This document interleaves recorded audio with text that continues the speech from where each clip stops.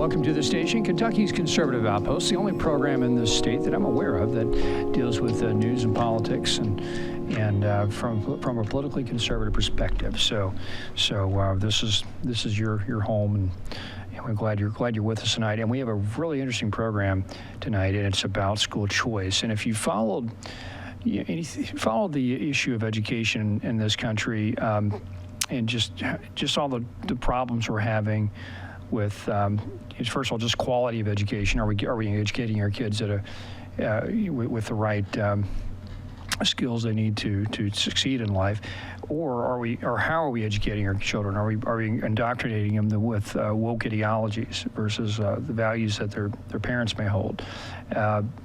Both of those issues can be dealt with by this subject we're dealing with tonight. It's called school choice, right?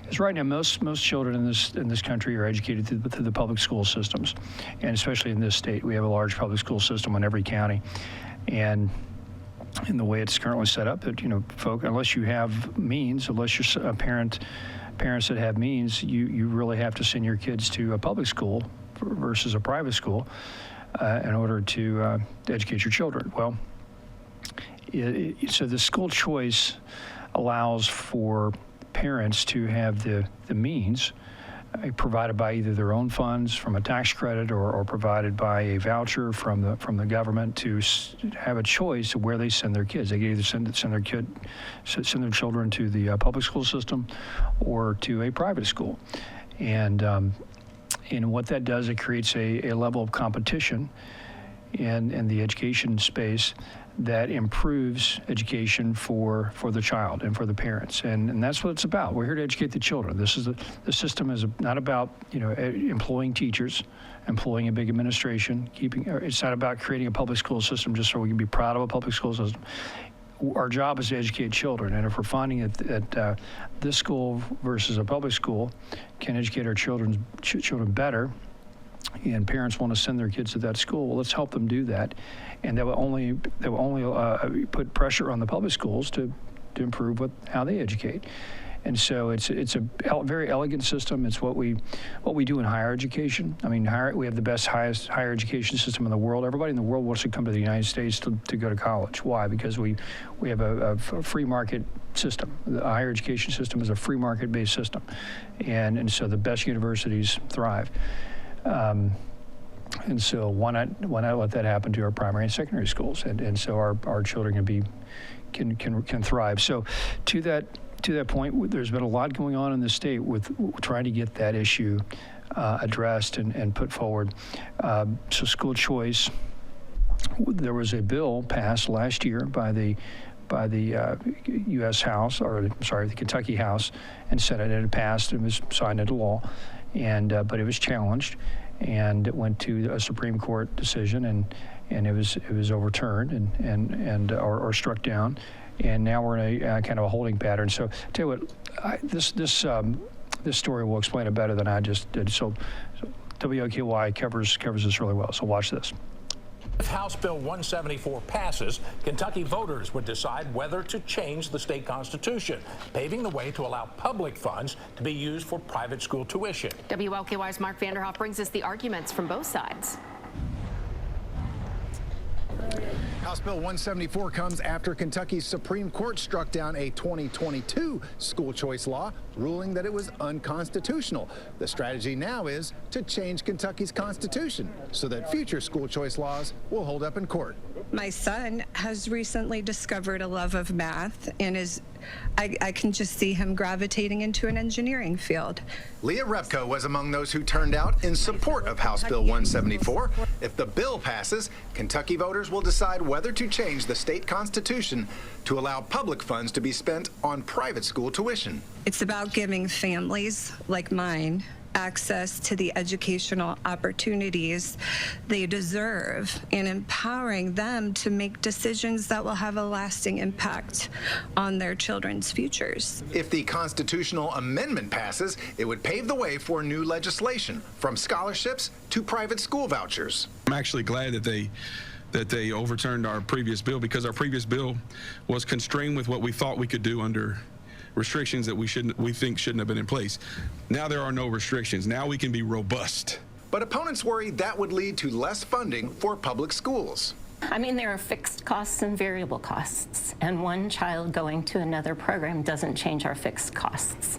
Democrat Tina Bojanowski is skeptical the money will go to those who need it the most. The rhetoric is that parents have choice, but the reality is that the private schools choose.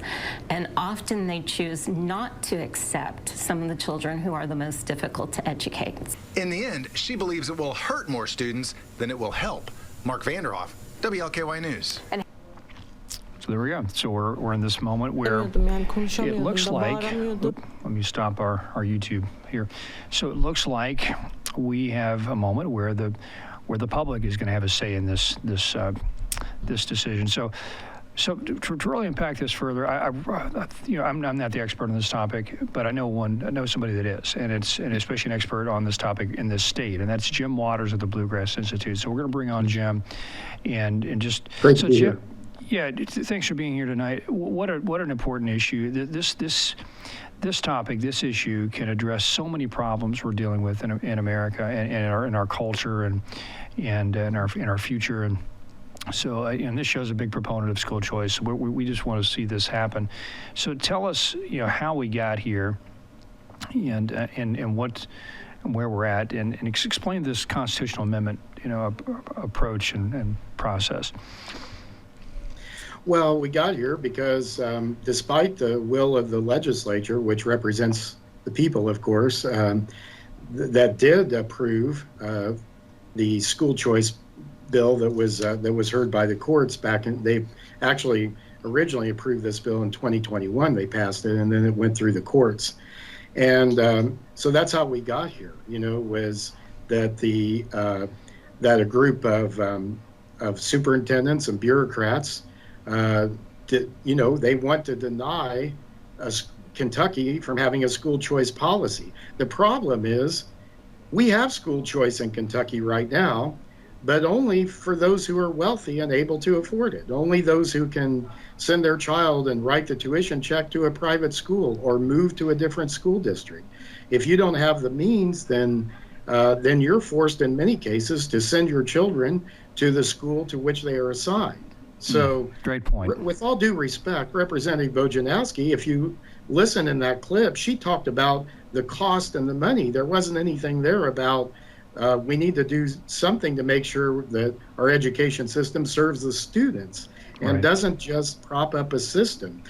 We found that a lot of times when you do the right thing that way, that the system adapts and has to respond to that, as we've seen in other states. So, Tom, what we've also seen, and I think this is really important, is that in many school choice programs across the country, many of the children are from low-income minority homes, whether you're talking about a public school choice program like charter schools or a private program, and they're the ones that are most at risk of dropping out in many cases or attending a failing school that doesn't get them the education they need. So to paint this as being private schools picking and choosing who they would have come to their school, that's just not what's happening across the country. And so I think Representative Nemes is right. I think this is an opportunity to really blow this wide open for Kentucky. Indiana has universal options. They have many options, and they're a state right next to ours. So I'm hopeful that we can see that happen here in Kentucky, where we have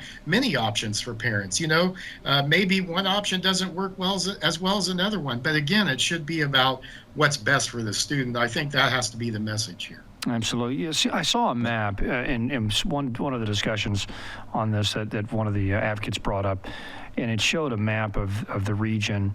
And I think in every state that borders Kentucky, there is some form of school choice that has been passed or is implemented. And so we're just this island of a backward education system in the midst of a lot of innovation all around us. And is that accurate? That is accurate. And if you take a state like Indiana, or how about West Virginia? I mean, West Virginia has passed some of the most robust school choice legislation in America.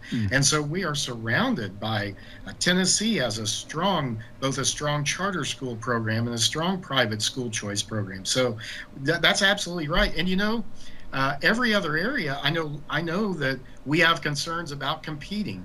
We have 150,000 job openings in Kentucky.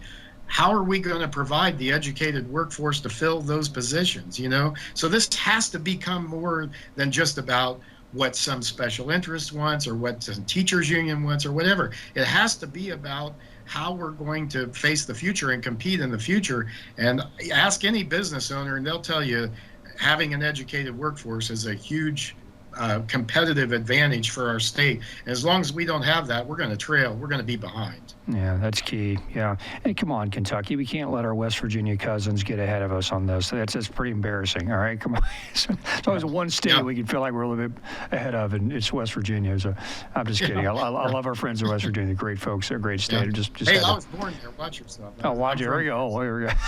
So, okay. So here's a question I don't understand. Just because the Supreme Court, struck down this bill or this law, why does that automatically trigger a constitutional amendment that has to be voted on by the public? I mean, why can't the Kentucky House and Senate just form a new bill and pass a new bill that meets the standards of that would pass muster?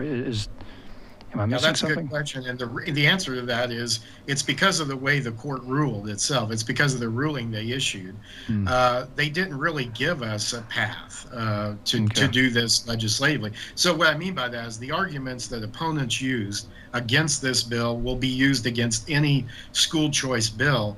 And now that the Supreme Court has ruled the way it does, I just think it's going to be difficult. I truly appreciate, like Representative Callaway, who we're going to be speaking with, and Representative Nemes and others who have stepped up and led on this. But the reality is, as difficult as it is, and it should be difficult to pass a constitutional amendment, should be. But in this case, we're talking about a key part of our future, a key factor in the future success of Kentucky. This is not just some special interest whim. This is a much bigger issue than that. So I want to just say, for our part at the Bluegrass Institute, we truly appreciate the efforts that have been made, and I know they've been difficult and challenging.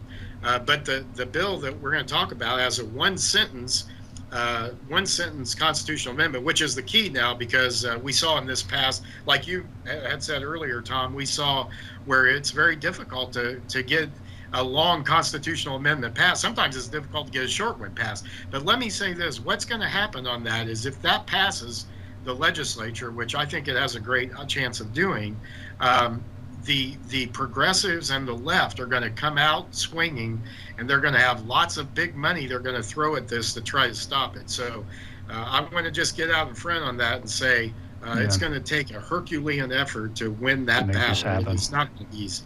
Absolutely, yeah. If the abortion amendment that just went down in the last election is any indication, it just shows how difficult it is to get a constitutional amendment passed on the ballot. It just traditionally is, regardless of what the topic is. It's just hard. People are afraid to make that kind of decision, unless, especially if it's a very long, drawn out, bill written out on the ballot. It's like, I don't want to read this. Just no. I'm just going to vote no because I don't want to read this. So making it short is going to be very helpful. And so, on this topic, though, be aware that there's going to be a lot of misinformation given. That's right. We heard it in that clip about how schools will not accept disabled children. This is a lie. This is not true. And so, but that's the kind of messaging.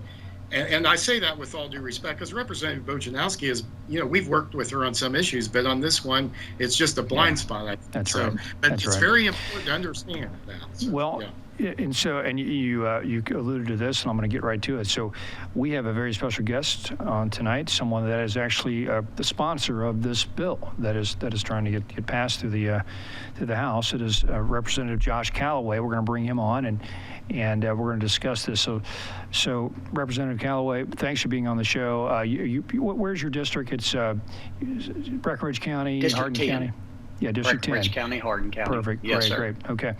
So obviously this school choice issue is important to you, before we get into the mechanics of what's going on, just tell us your perspective on school choice. Why is this an important thing for this state to allow for this? I think I could sum it up in one word, and that's children. So when I ran, the whole premise of why I ran was to fight for the future of our youth. And a lot of the issues that we have dealt with in state legislature that we hear about so often, that Mr. Waters no doubt has many times discussed, pension issues and things of that nature, are decade-old issues. And we're at a point and place in time when if we don't focus on the future and do something that's meaningful for the future, then we're headed for major trouble as a state and as a nation. And so that's what really one of the main things that brought about this passion of mine for this school choice issue.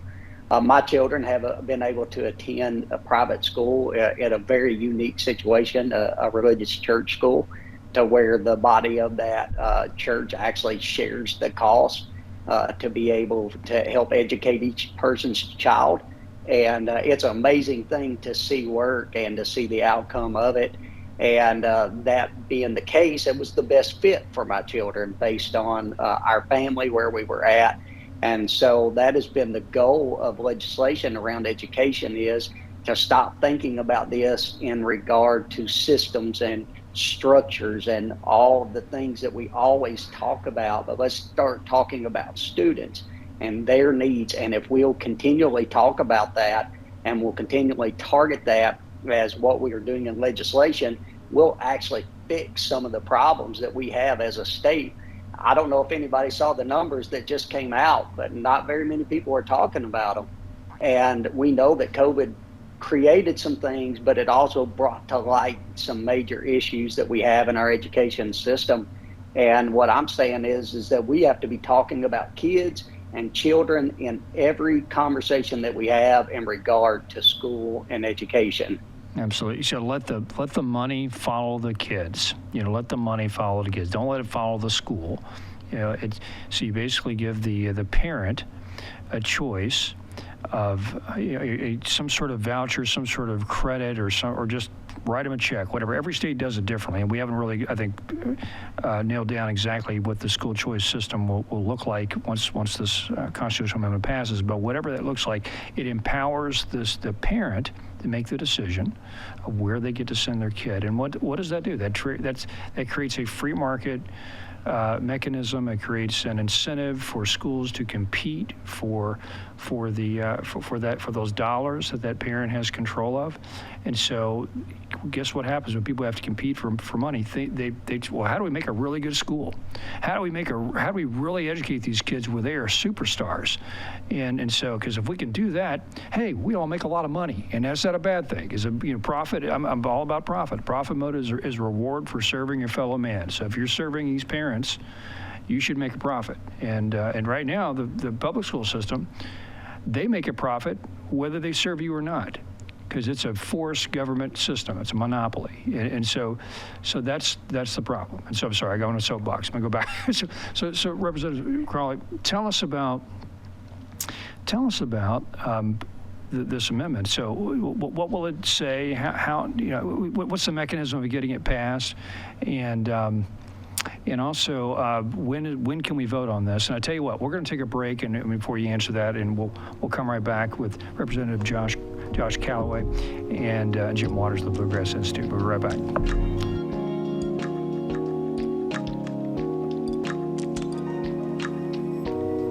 Welcome back to the station. I'm your host, Tom Fawbush, and we are talking about school choice. And there's a great phrase that I repeat often, that profit is reward for serving your fellow man, right? So if you're doing something that's helping someone in the marketplace, well, they're willing to pay you to help them solve a problem. And so that incentive, that mechanism, that is what created America. We have this beautiful free market economic system with the most powerful economy in the world because of that principle. and people can make a profit. They get rewarded for serving a fellow man. It's the most altruistic system out there, the free enterprise system, because it's not about just going out making money to be greedy. And no, it's you don't get money just because you're greedy. You get money because you serve somebody, and you actually help solve a problem for that person. And when you do, you're rewarded by profit. Well, guess what? If we can apply that to our school system, we can fix a lot of problems, because the current system right now, they could fail or they can succeed. They get paid the same, because it's a government monopoly that takes your tax money, and they just pay themselves, and whatever. It's just and you ever try to fire a teacher?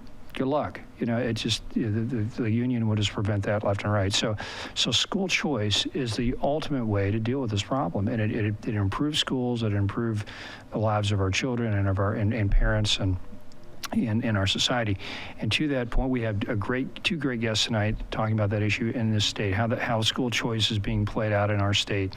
Jim Waters of the Bluegrass Institute is one of the state's experts on this topic, one of the nation's experts. I want to sell you short there.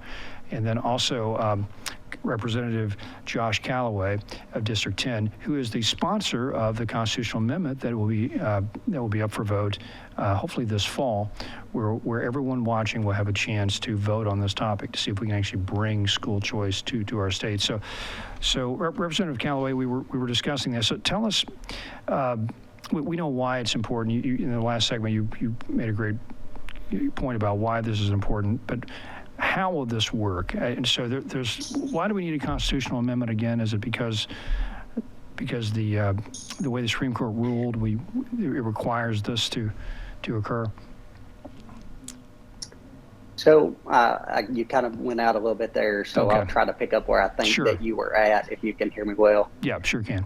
So basically, the constitutional amendment is pretty straightforward and to the point. It allows the people to vote on giving the General Assembly the ability to provide educational costs for students outside of the common schools. As Mr. Waters was speaking to earlier, the Supreme Court basically left us with no other option than to allow the people to provide us with that authority to be able to do that. And I will say, just on that fact that we are in the middle of states all around us that have educational choice, and all of these different types of programs have, for the most part, have went through their court system, and their court system has withheld and has kept these laws in place and has not done what they have done here in the state of Kentucky. So that's an anomaly to me to some degree, except if you look at a lot of the legislation that we have passed over the last few years, we have seen this very same type of opinions coming out that have placed us back in a corner. And we as the legislature make laws. That is what we do. And so what we would do is put it to the people to allow us to provide for educational costs outside of the common school system, which has been deemed to mean public schools.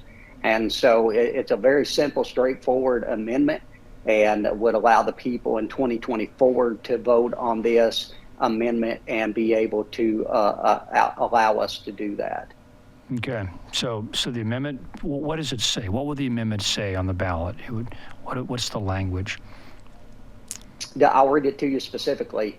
It says, to give families more educational choice, are you in favor of allowing the General Assembly to provide for educational costs of students in kindergarten through 12th grade who are outside of the common public schools by amending the Constitution of Kentucky as stated below?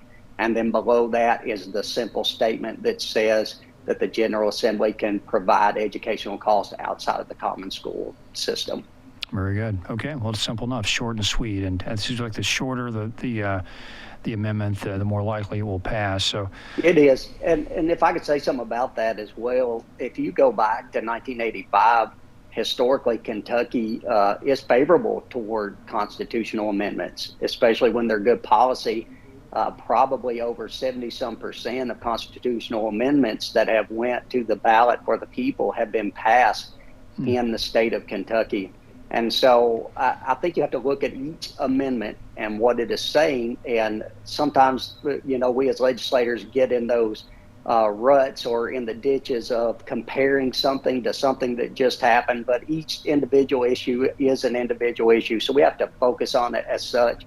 And as Mr. Waters said, the other side is definitely going to come and try to block this. And so we have to have a strong campaign to make sure the information is correct and make sure that we correct any misinformation. So that'd be a good study to do. It's like, how did these successful amendments pass in times past, and what was what were the campaigns and what was the messaging that allowed that to happen? So I'm sure someone's smarter than me is studying that, and probably Jim is studying that. Jim, what are your thoughts on that? So 70% of these passed. Yeah, and I that's a great point. One of the ones that really stands out right now is back when the voters of Kentucky agreed in the year 2000 to allow the legislature to meet on an annual basis. That was a constitutional amendment that passed. That's right.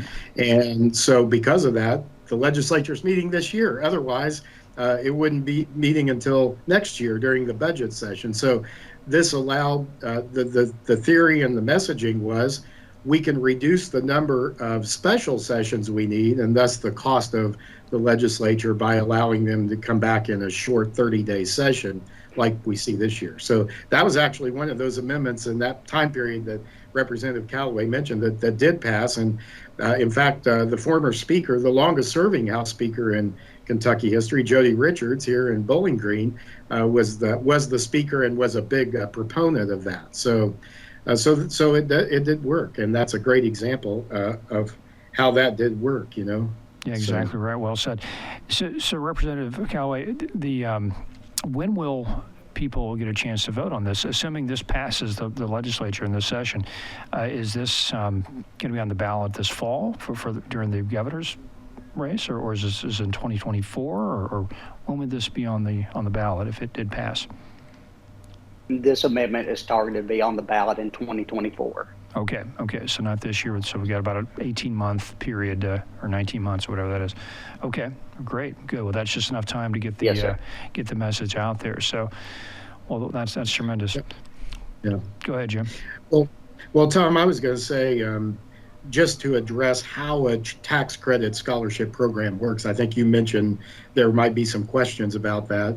I'd like to try to do that simply in just three sentences, if I can. Well, let me ask you that, because the way this is written, it's not spelling out a specific way to do this, right? It's just allowing the legislature to then write a school choice.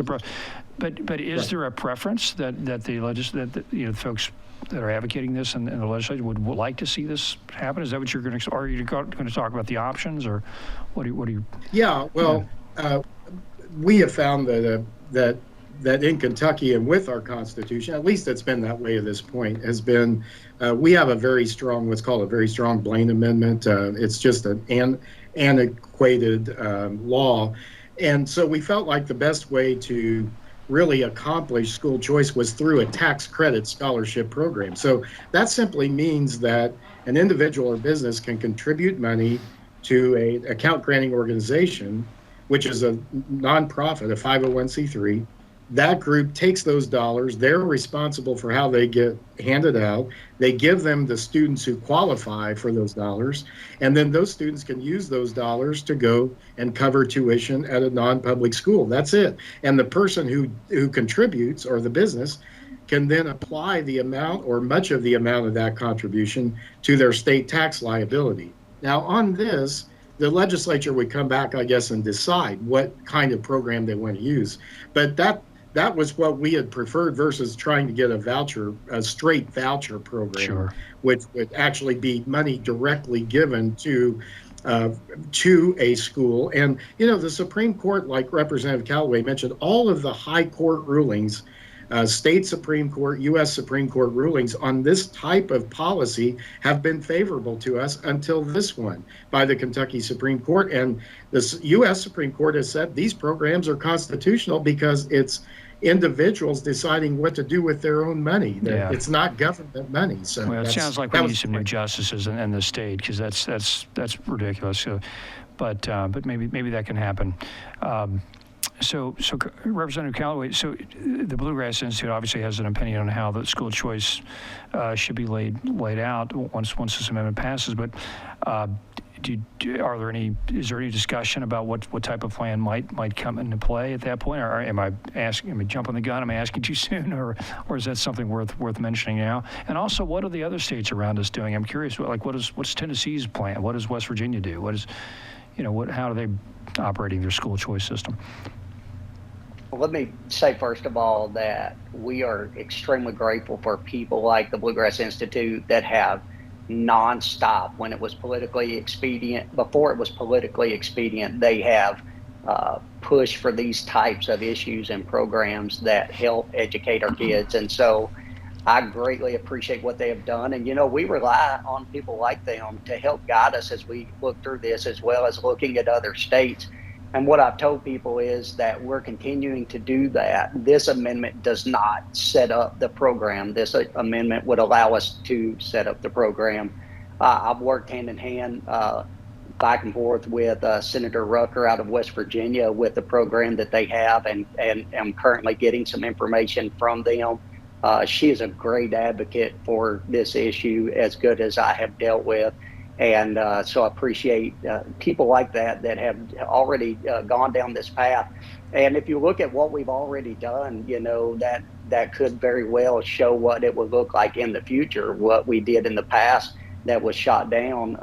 My goal was to expand that program. I was set and ready to file a bill last year that would expand House Bill 563 from 2021. And because the fact that we were tied up in the court system, we've just put the brakes on what we were doing. But we will rely on groups that have been down this road. They have been working on this issue for literally decades and understand how it works.